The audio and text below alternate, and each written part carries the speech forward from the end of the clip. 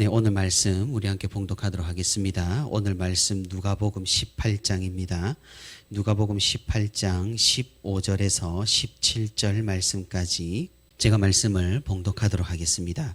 사람들이 예수께서 만져주심을 바라고 자기 어린 아기를 데리고 오매 제자들이 보고 꾸짖거늘 예수께서 그 어린 아이들을 불러 가까이 하시고 이르시되 어린 아이들이 내게 오는 것을 용납하고 금하지 말라. 하나님의 나라가 이런 자의 것이니라. 내가 진실로 너희에게 이르노니 누구든지 하나님의 나라를 어린 아이와 같이 받아들이지 않는 자는 결단코 거기 들어가지 못하리라 하시니라. 아멘.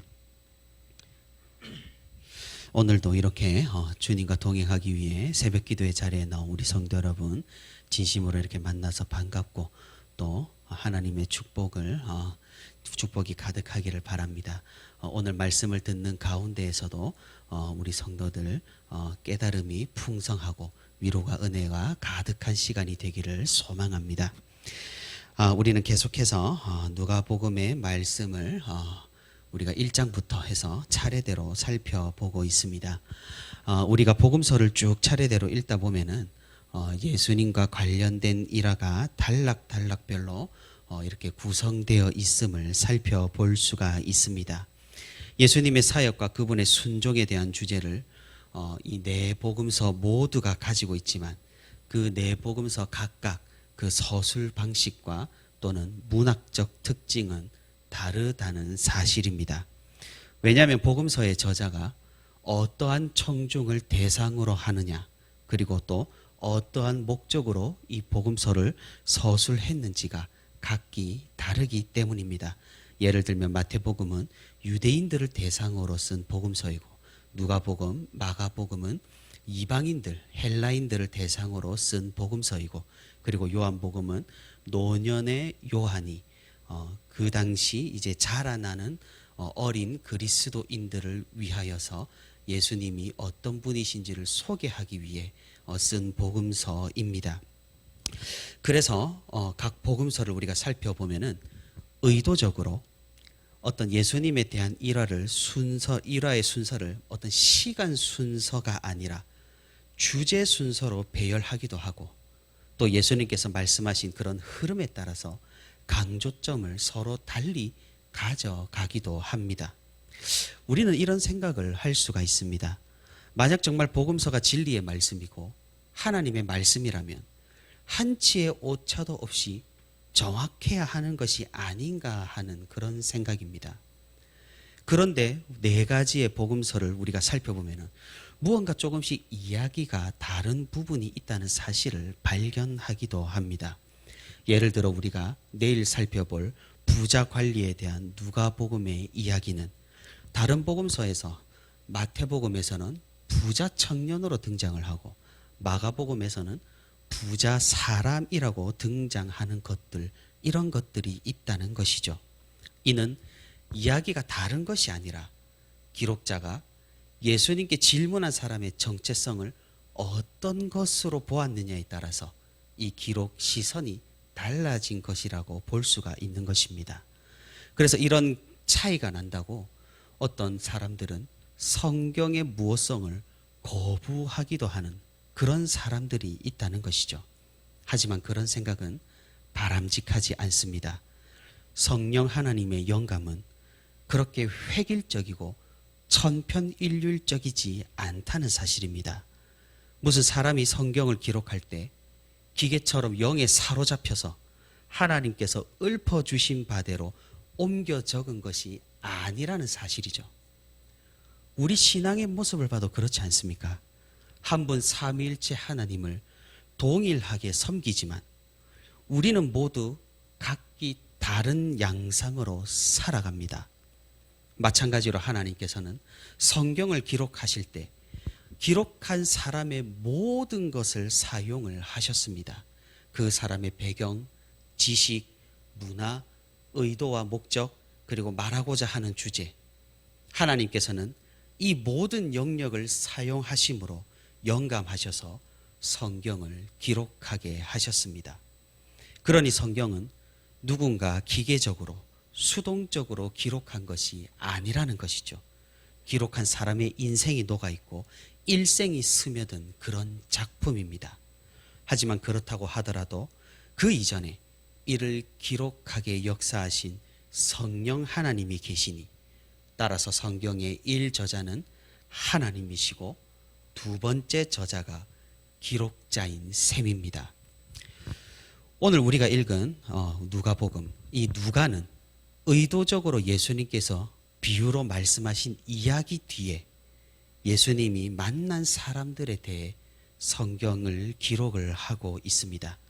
우리가 바로 일전에 살펴본 내용 19장 9절에서 14절의 말씀에서 예수님께서는 바리새인과 세리의 기도에 대해서 비유로 이야기를 해주셨습니다. 이 비유는 교만과 겸손, 자신을 드러냄과 자신을 낮춤에 관한 그런 이야기였습니다. 이 비유 바로 뒤에 15절부터 예수님을 만난 사람들이 차례대로 등장을 합니다. 마치 이 바리새인과 세리의 비유를 증명하듯이 말입니다. 그 첫 번째는 오늘 우리가 읽은 어린아이들을 만난 예수님입니다. 어린아이들은 앞선 예수님의 비유에서 세리를 연상시킵니다. 그 세리의 겸손과 순전함과 하나님을 의지함이 마치 어린아이와 같다라는 말입니다. 예수님께서는 직접적으로 어린아이와 같이 하나님 나라를 받아들이지 않는다면 결단코 천국에 들어갈 수 없다고 말씀도 하셨습니다. 두 번째 예수님께서 만난 사람은 부자 관리입니다. 아마도 다른 복음서에서 볼 수 있듯이 이 부자 관리는 나이가 젊은 청년이었고 또 복음에 관심이 많은 그런 사람이었습니다. 오늘날로 치면은 그래도 개념이 있는 영앤 리치인 셈입니다. 예수님을 찾아왔다는 것은 굉장히 괄목한 만할 일이었지만 그 한계가 곧 드러납니다. 예수님의 비유 중에서 누구를 연상시킵니까? 바리새인을 연상시킵니다. 결국 하나님의 나라가 아니라 자신의 재물, 자신의 재산을 선택하고 마는, 자신을 선택하고 마는 그런 안타까운 모습을 보여줍니다. 이렇게 누가는 예수님의 말씀을 서술할 때 그냥 아무렇게나 서술하지 않았다는 사실입니다. 물론 복음서 중 누가복음이 가장 연대기 순서로 잘 정리가 되어 있는 것은 사실입니다. 이 부분에서는 다른 복음서들과 마찬가지로 등장인물들을 대조를 시키면서 비교를 하고 무엇이 옳은지를 드라마틱하게 강조하고 있는 것입니다. 그러니 우리는 이 이야기들을 따로 떨어진 단락이 아니라 하나의 플롯으로 우리는 이해를 해야 하는 것입니다. 바리새인과 세리부터 어린아이, 그리고 부자 관리 이야기까지, 그리고 조금 더 연장을 해보면 그 뒤에 등장하는 믿음으로 눈을 뜬 맹인과 구원을 받은 삭개오 이야기까지 예수님께서는 아무런 사람이나 아무렇게나 만나시고 말씀하신 것이 아니라 분명히 그 비유에 뒤이어서 의도와 목적을 가지고 사람들을 만나셨다는 사실입니다. 그러니 우리는 이 성경의 흐름과 이야기의 구성을 머리에 그리고 읽고 묵상하는 것이 반드시 필요하다는 말입니다. 만약 우리가 이를 놓치고 오늘 우리가 읽은 본문을 묵상한다면 너무나 뜬금없는 이야기가 펼쳐집니다. 사람들이 예수님에게 자기 자식을 보내 축복을 받게 하는데 아무런 사전 설명 없이 곧장 그냥 이야기가 진행되니까 말입니다. 그렇지만 우리는 앞서 바리새인과 세리의 이야기를 비유로 들었고 또한 이를 연결시켜서 이해를 할 수 있다는 것입니다. 크게 본다면 이 세리와 어린아이, 뒤에 나오는 맹인이 연결이 되는 인물들이고 또 바리새인과 부자 관리가 하나로 연결이 되는 인물인 셈입니다. 우리가 익히 알다시피 예수님 시대 1세기 유대 사회는 굉장히 가부장적이었습니다. 하지만 대부분의 문명들이 또 그러했고 지금처럼 사회 안정망이 잘 갖추어지지 않은 시대에는 주먹이 법보다 가까울 수밖에 없었습니다. 그래서 세상 대부분의 법들은 힘 있는 자들의 권력을 어느 정도 보장해주는 그런 시스템을 발전시켰습니다.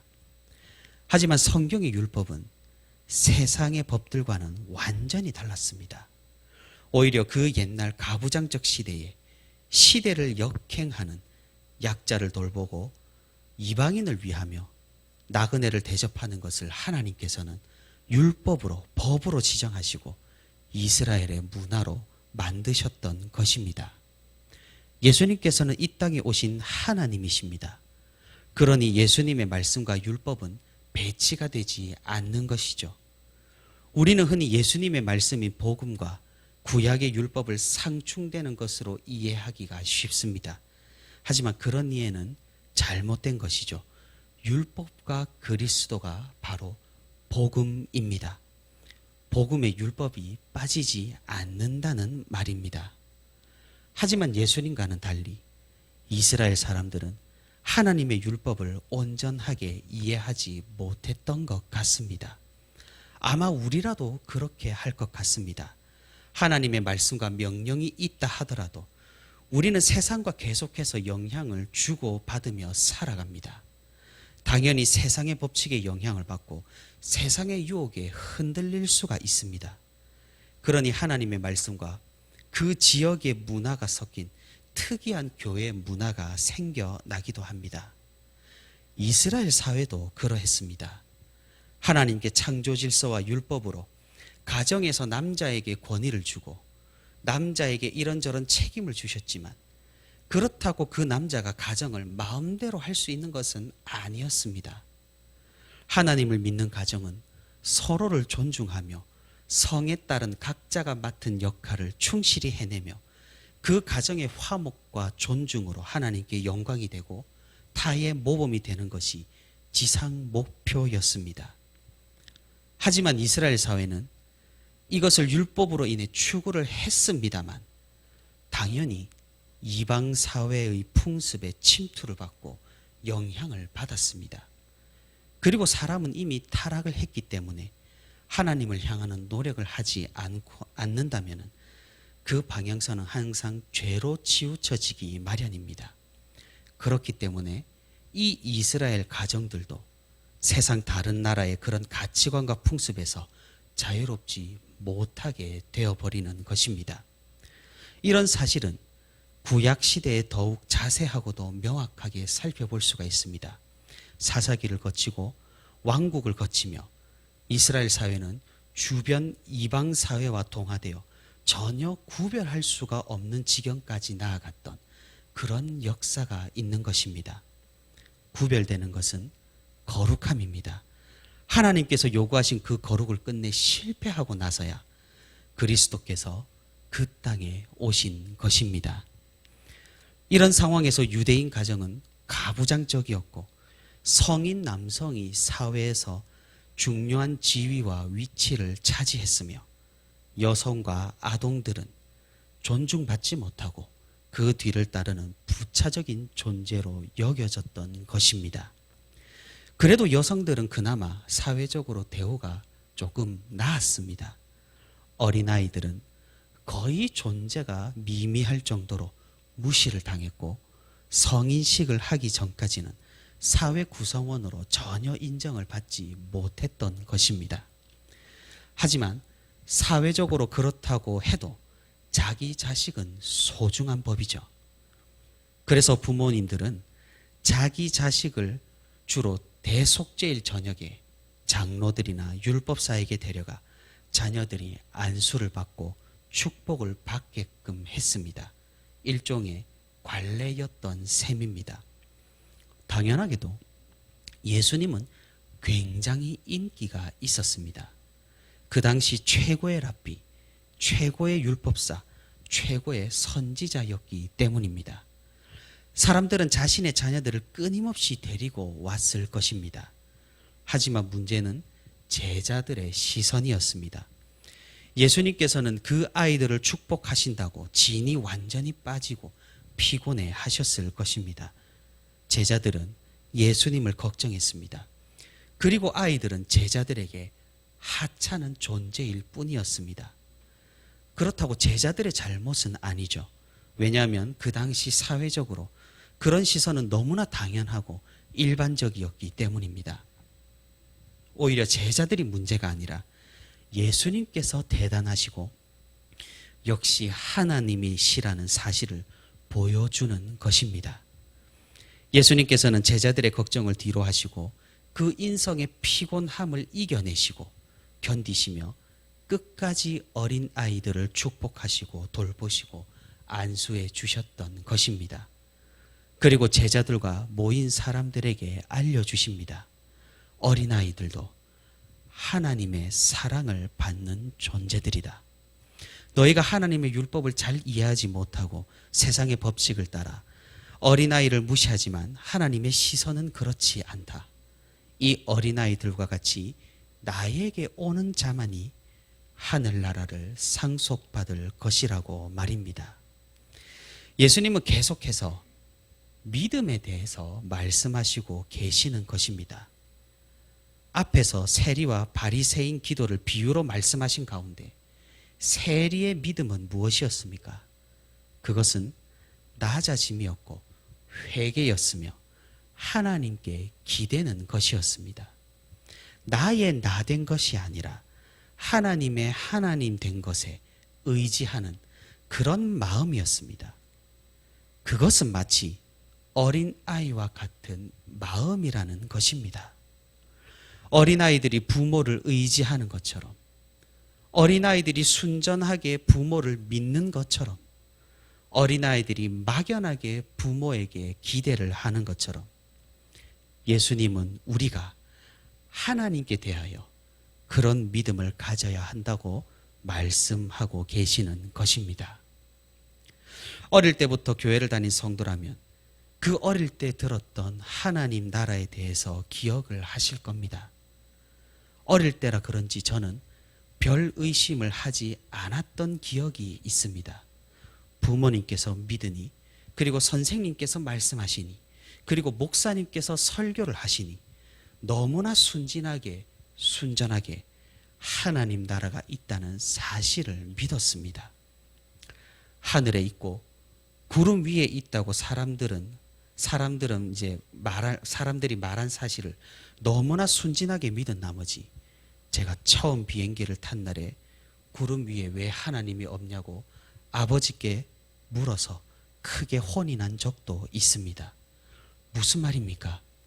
그만큼 순전하게 순수하게 믿어야 한다는 말입니다. 그런 믿음은 확신에서 나옵니다. 그런 믿음은 자기를 의지하지 않고 하나님을 온전히 의지하는 가운데 생겨난다는 사실입니다. 사랑하는 성도 여러분, 사실 그렇지 않습니까? 잘하면 잘할수록, 배우면 배울수록, 시간이 지나면 지날수록 우리는 믿음을 잃는 것 같습니다. 순전함과 순수함을 잃어버립니다. 부모님이 완벽하지 않다라는 사실을 사춘기쯤에 깨닫습니다. 그리고 우리가 어릴 때 믿은 사실을 다시 따져보고 다시 의심하고 증명해 보려고 합니다. 세상에서 배운 지식과 인식과 법칙으로 말입니다. 무언가 완전한 것이 없어 보입니다. 믿을 것이 없습니다. 결국 나 자신밖에 믿을 것이 없습니다. 세상 사람들은 그렇게 인생을 살아가고 결국 자신의 의지와 자신의 능력을 믿어 살아가게 되는 것입니다. 하지만 우리는 다릅니다. 우리는 하나님을 의지하는 사람들입니다. 우리는 어린아이와 같은 그런 사람들입니다. 우리는 세상의 법칙으로 하나님을 따져들지 않을 것입니다. 부모님은 완벽하지 않을지는 몰라도 하나님께서는 완전하시다는 사실을 우리는 어린아이와 같이 믿을 것입니다. 비록 우리 삶에 그분께서 우리의 소원과 우리의 마음대로 해주지 않을지는 몰라도 우리는 알고 있습니다. 무엇을 말입니까? 하나님께서는 완벽한 부모님과 같이 우리가 진정으로 무엇을 필요로 하는지 아시고 채워주시고 인도해 주신다는 사실을 말입니다. 그러니 우리는 나를 의지하지 않습니다. 내 능력으로 사는 것이 아니라는 것입니다. 오직 하나님을 의지하고 하나님의 능력으로 하나님의 보호와 인도 아래에 사는 것입니다. 그런 사람은 우리가 앞서 살펴본 이 세리와 같이 기도하고 오늘 본문에 어린 아이들과 같이 예수님께로 나아가며 믿음으로 맹인이 눈을 뜸과 같이 하나님을 바라볼 수 있는 것입니다. 사랑하는 성도 여러분, 우리가 이 믿음을 가지기를 바랍니다. 어린아이와 같이 순전하고 순수하고 온전히 하나님을 의지하는 믿음을 말입니다. 시간이 지날수록 우리가 아무것도 하지 않는다면 당연히 우리에게 의심이 찾아오고 무언가 문제가 있어 보이고 점점 더 나를 의지하게 될 것입니다.